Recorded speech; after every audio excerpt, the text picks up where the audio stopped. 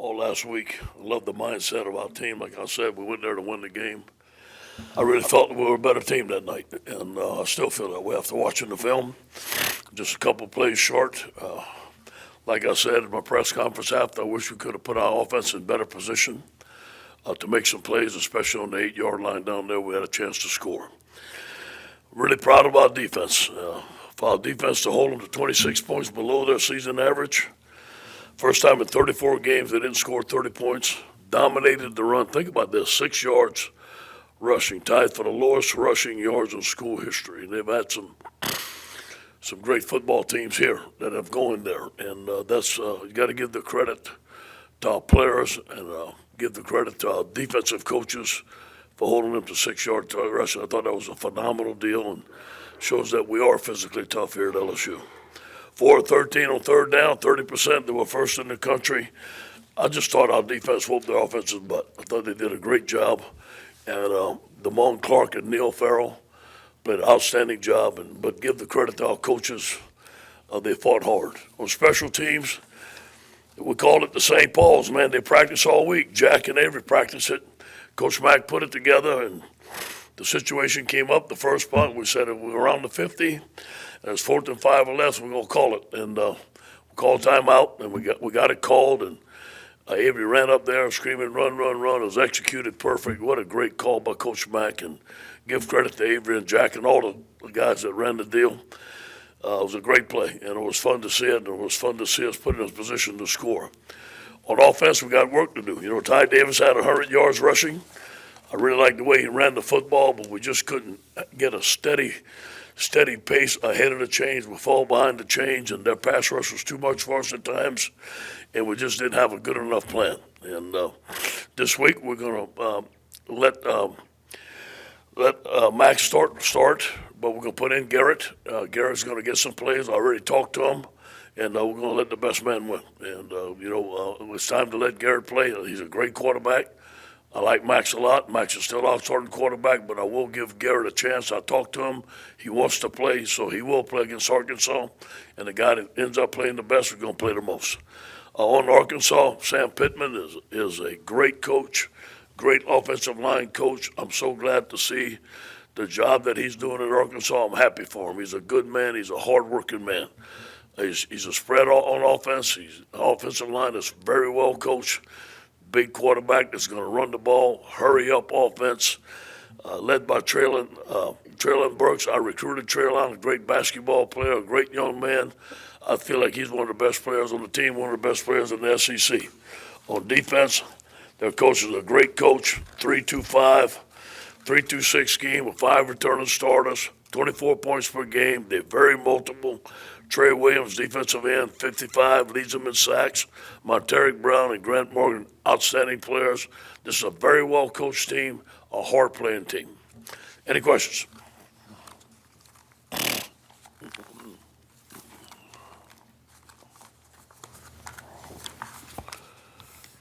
Ed, good morning. Sorry, I'm losing my voice.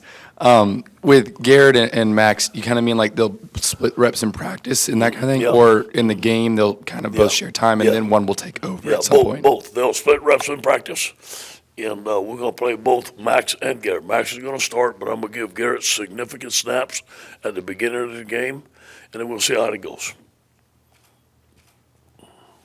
Hey, Coach, after 9 games this year, do you feel like offensively you don't have an identity or things you can hang your hat on, or how do you look at your offense? Yeah, it sort of looks like that, to be honest with you. I wish we had more of an identity of what we're doing. Things break down. Obviously, I thought our run game came alive against Florida. Our protection, we're still having problems in our protections. We're still not efficient on third down. That's more or less some play calling, more or less some execution. Hey, Coach, up here to your left. Obviously, you kind of alluded to it in your opening statement about being encouraged about the way you played. Yeah. Obviously, raising the level for Alabama is one thing. How confident are you that they can carry this into the remainder of the schedule? I feel good about it. I feel good about the mindset of the team. Tommy and Moffitt, we always work out on Monday morning. The team was great this morning. You know, I told them, hey, you play like this, we may win the rest of our games and go to a bowl, and they deserve that. But we got to take it one at a time. Arkansas is a very good team. They have a very good record. But I think this team's going to finish strong. I see a lot of fight in them. I see a lot of guys getting opportunity, like Sony Fanu getting opportunity, wanting to playing their butts off. There's a lot of older guys, Neil Farrell. They came back to have a good year, and this means a lot. Not only the record, but these guys are playing to go to the NFL, and they want to have a good showing. Ed, how much will the Max and Garrett split be the theme going forward for the quarterback situation? Yeah, it'll be 50-50 in practice. We'll let them split it, and we haven't decided. Jake and I talked about it this morning. We haven't decided exactly how we're going to do it in the game. It may be first quarter, second quarter, maybe a couple series. This series, it all depends how practice goes, depends how the game plan is. But That'll go beyond Arkansas? we'll see. We'll see. If Max plays better than Garrett, he's going to be the starter. If Garrett plays better than Max, he's going to be the starter. We'll let him battle it out. Hey, Coach. Is blitzing, as much as you did in the Alabama game, is that going to continue to be a part of the game plan? And was having a lot of starters out of the secondary kind of the reason for that? It was a combination of both. We felt that we weren't playing the run very well in our base 4-3 defense, so we wanted to give them different looks. What we did, we stemmed out of a 3-4 look a lot of times, which gave them problems. They weren't ready for it.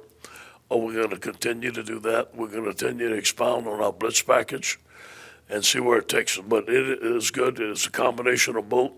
You know, we have a package that we show a bare front, but we drop 8, which is good with 3-man rush. And we have one we're playing zero coverage. We never played zero coverage since I've been the head coach here.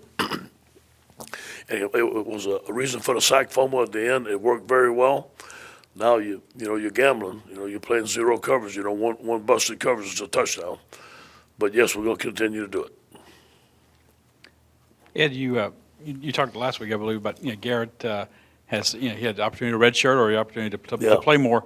In the discussion, just talk about the discussions with him to go forward with this plan. How much he's eager to try to play, because he could end up burning the whole year. Yeah, Obviously. he was mad. He didn't play.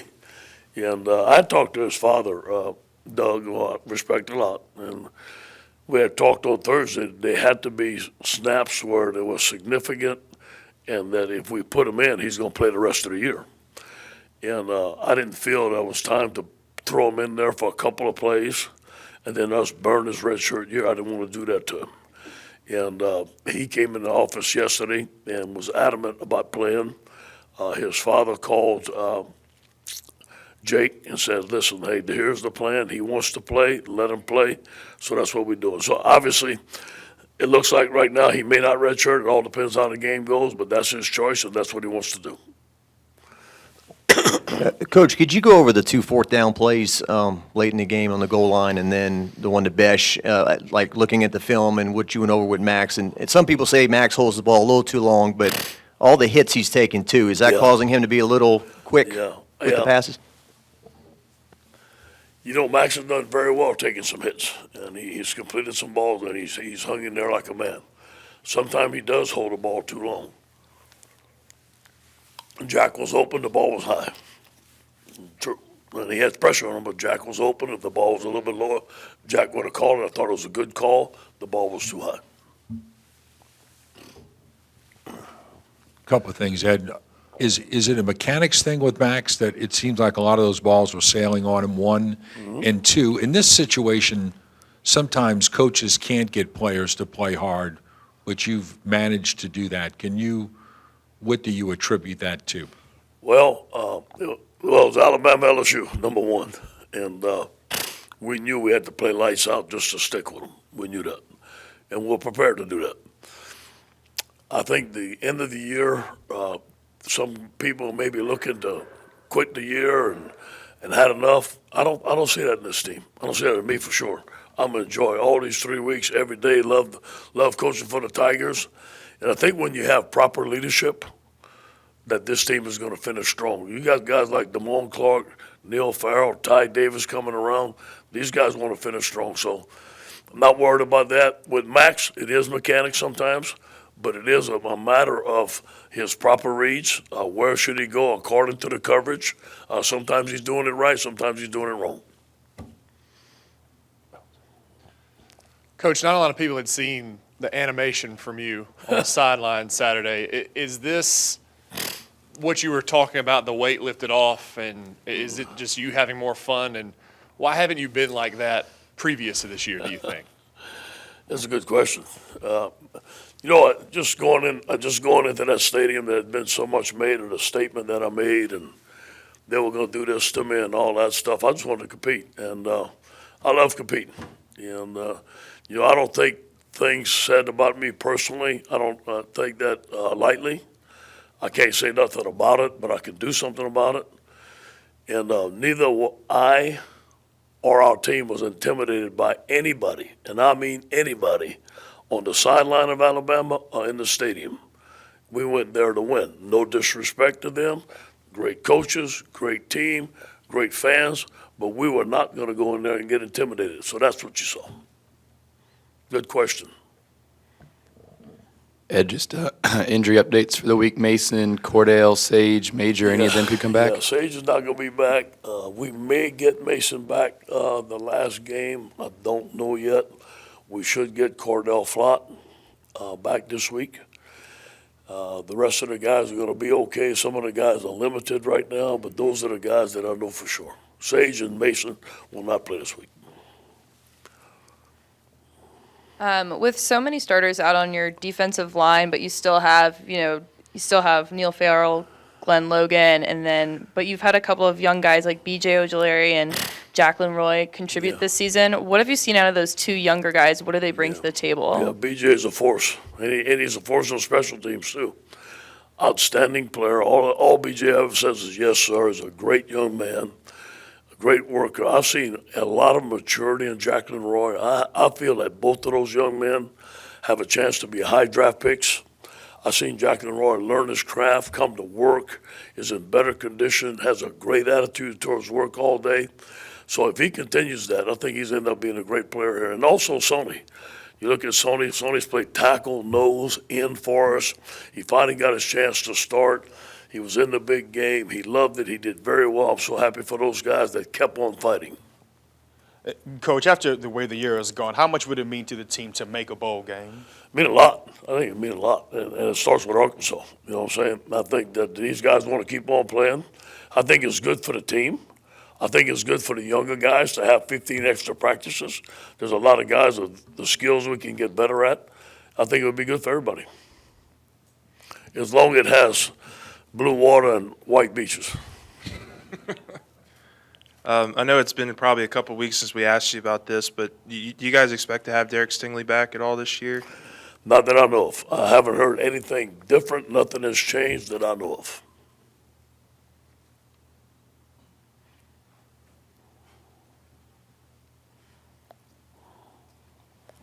Coach, Kayshon Boutte been out of the lineup for a while, but do you feel like you're still kind of trying to make up for his absence in terms of explosive plays? Yeah, he's a dominant player. It's hard to replace that guy.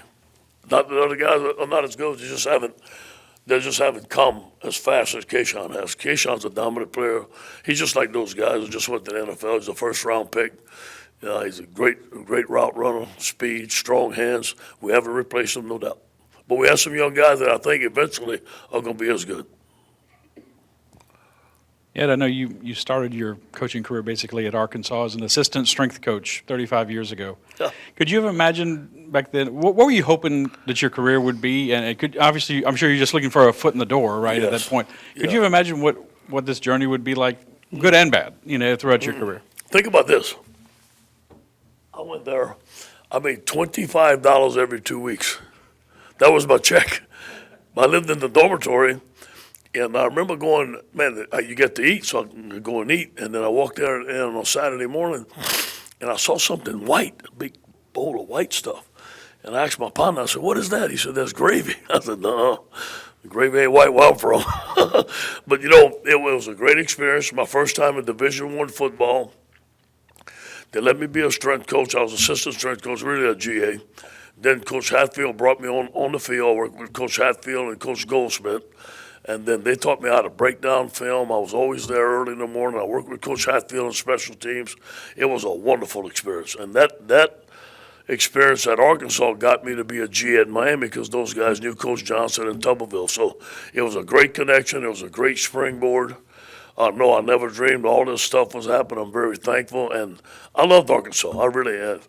Dean Weber hired me there. He's still a good friend of mine. Coach Hatfield will come have breakfast with me when we go up there.